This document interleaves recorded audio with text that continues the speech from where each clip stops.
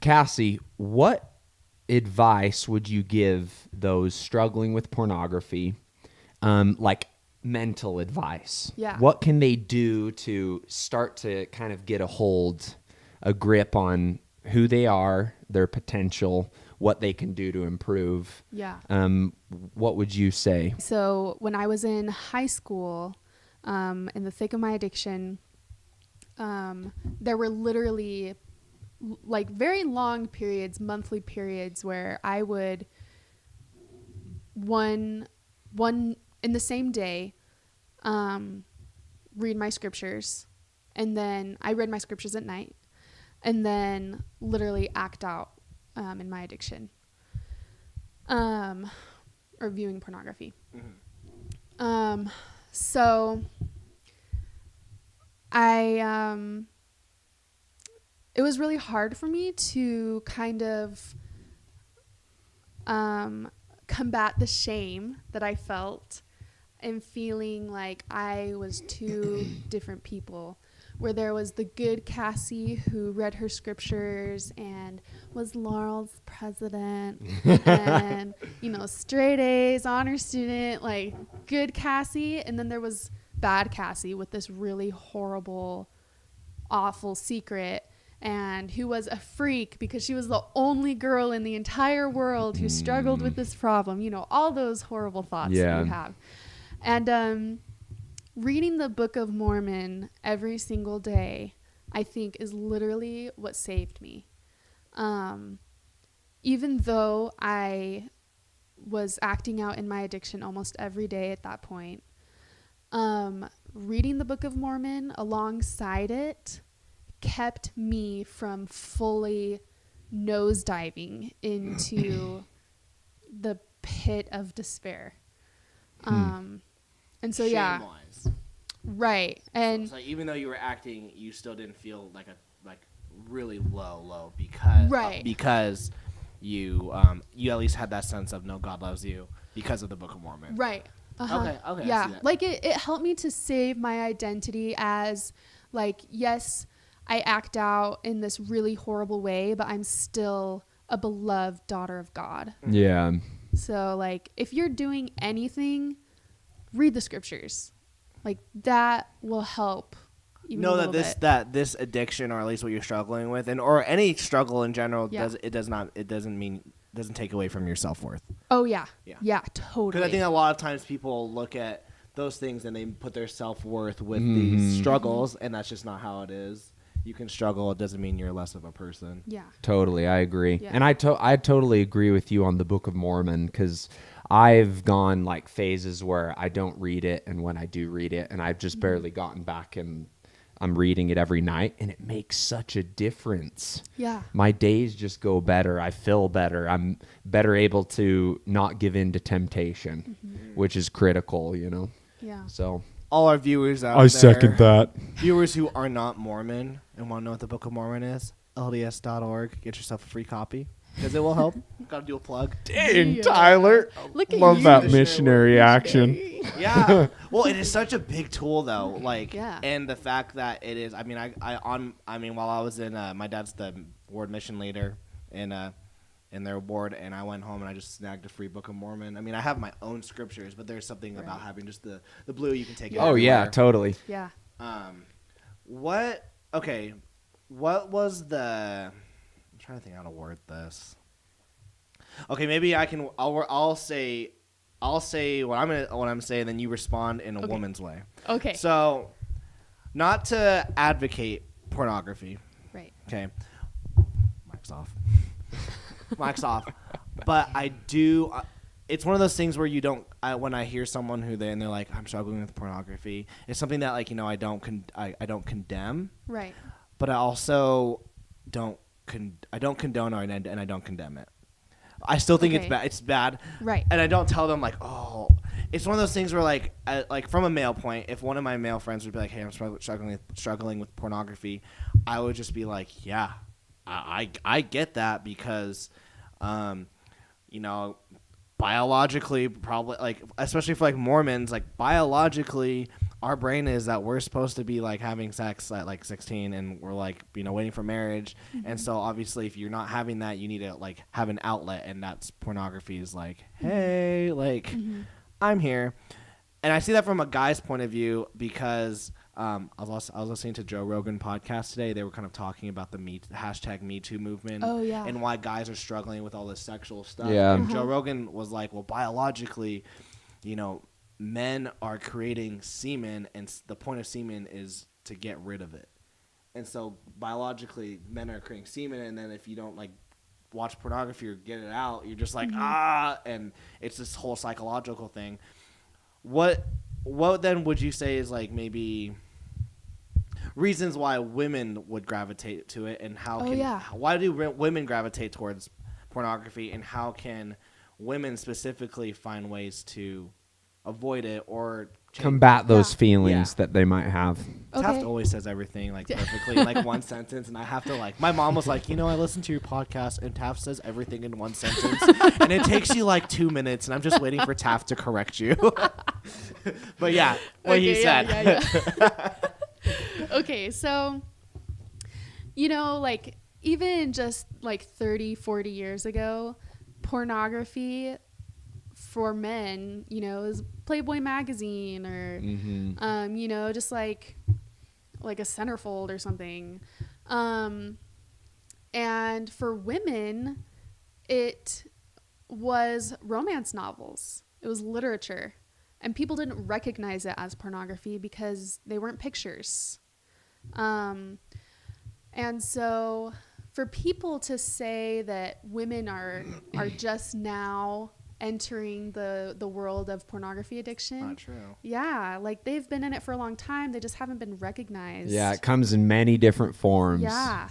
And so another thing too, that just like gets into the discussion of women's sexuality and believing that women are not sexual creatures. They are. Exactly. If not, maybe more. Exactly.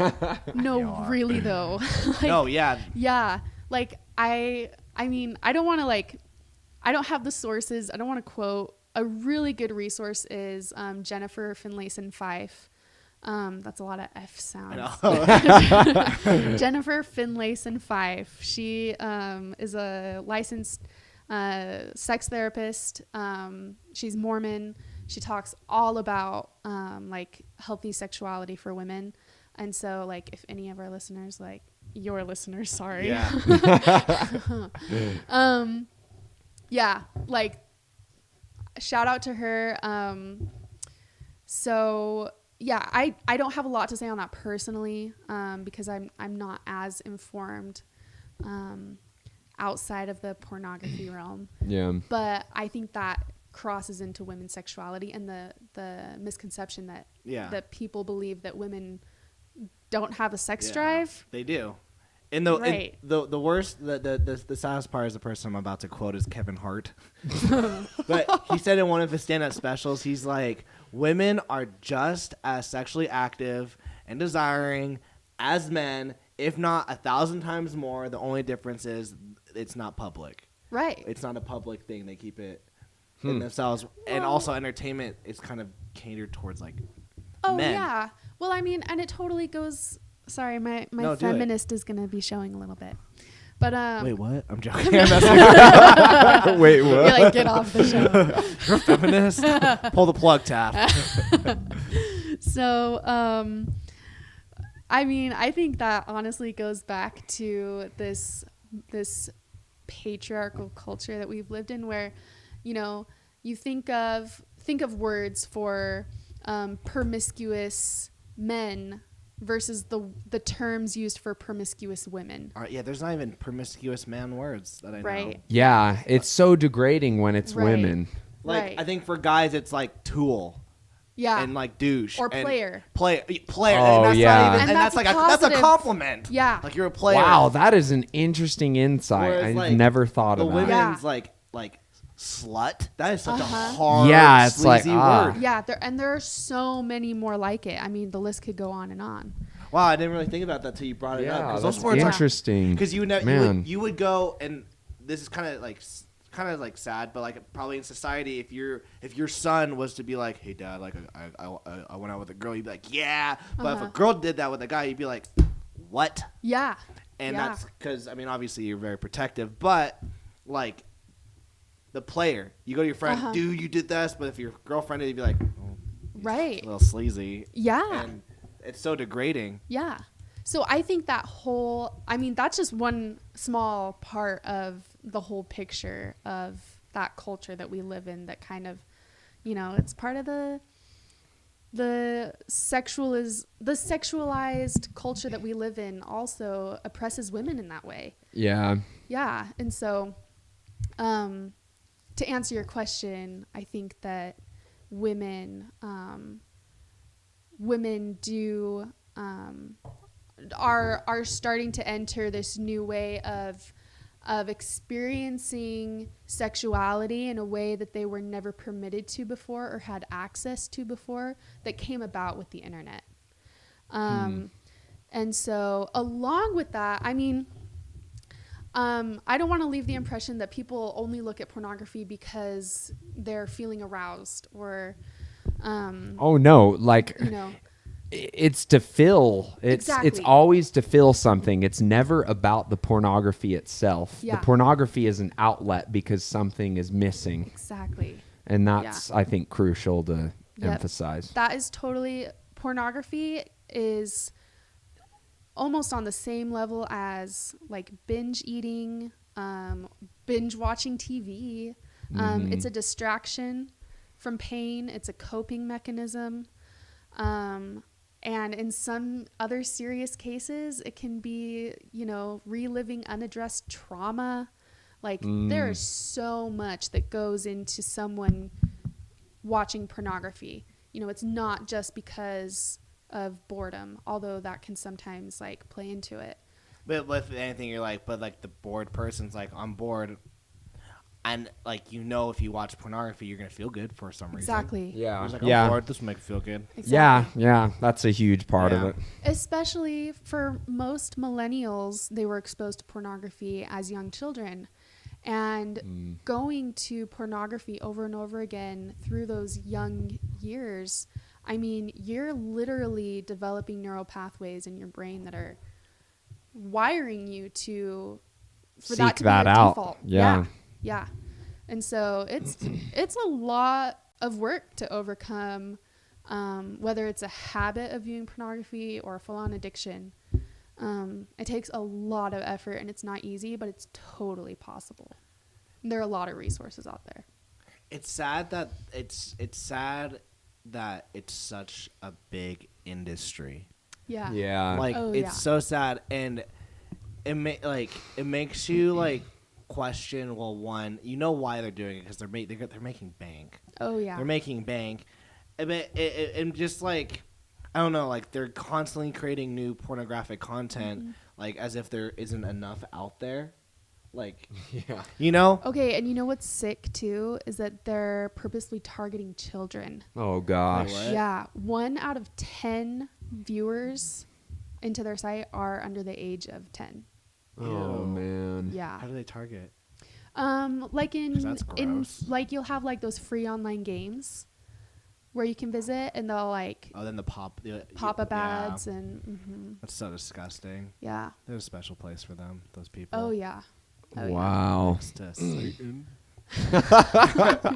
Yeah, it's just like sad. Like I just wonder. Do you remember? Have you seen Taken? Oh yeah. Seen Taken? Yeah. I Do you will find you. Do you remember when Liam Neeson finally finds the guy who runs the auction? Oh, And he's like, yeah. and the guy, and he's tied up, and the guy's like, hey, listen, I get it. I have a daughter. I have a family. This is just business. It's not personal.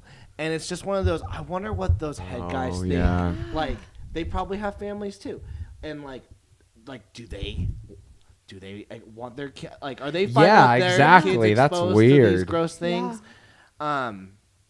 I know a lot. I know these porn stars, whatever. They probably have children. Are they okay? Like, it's bring your parent to school week. Let's talk about their profession. Like, I just like, are they proud? Are they proud of like what they're doing? are these head honchos like, Yeah. oh, kids don't look at porn, but that's how. That's it's like beating. all they.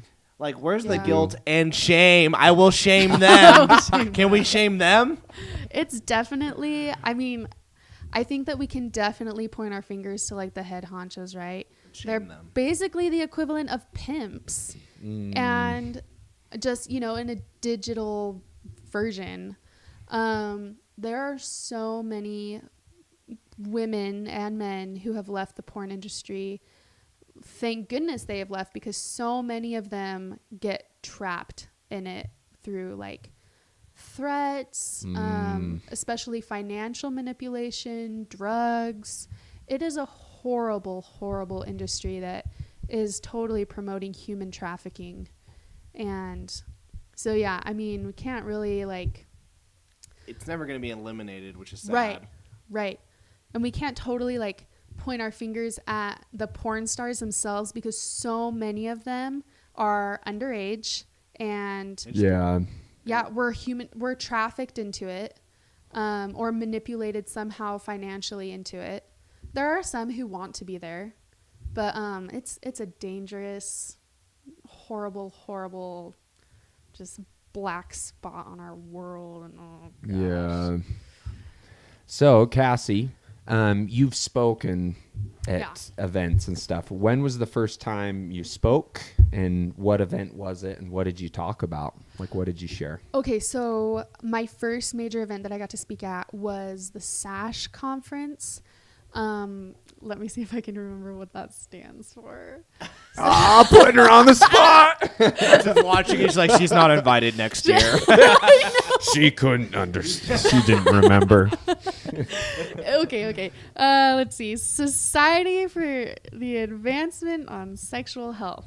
I think it's something like Okay. that. That sounds good enough. Yeah, that sounds legit. We believe you. Yeah. So like it was terrifying, because I was speaking to it's the type of conference where like professionals go to, as opposed to like there's the UCAP conference, which is the Utah Coalition Against Pornography, and that's like, you can take your family to that, and it's, listening to a bunch of different people. This was like specifically for like therapists and teachers, educators, like intimidating. So the people who are going to be making a difference to other people. Yeah. And I'm like, I'm just a little like girl in recovery. Like, yeah, but they need to hear your experience. Yeah. They need to hear your side, because then they can take that to help other people. Definitely. I mean, who knows how much. Who knows how much your reach of this story has hit, because of the conferences that you've been to and the lessons that these people have heard from you, taking it to other people who are struggling with this addiction problem. Yeah. So that was probably one of the most like intimidating things I'd ever been. But like you said, like it was also like one of the most fulfilling, because because I was able to like think of those people that I am hopefully helping. And you have another conference soon? Yeah, that is an LDS women's retreat in Arizona. Their organization, or the conference, is called SALT. And then in February, I'll be speaking on a panel at BYU. It's a pornography awareness panel. It's like I just got the email this morning, something like pornography, it's like, okay, it has my name on it. So that's a good segue.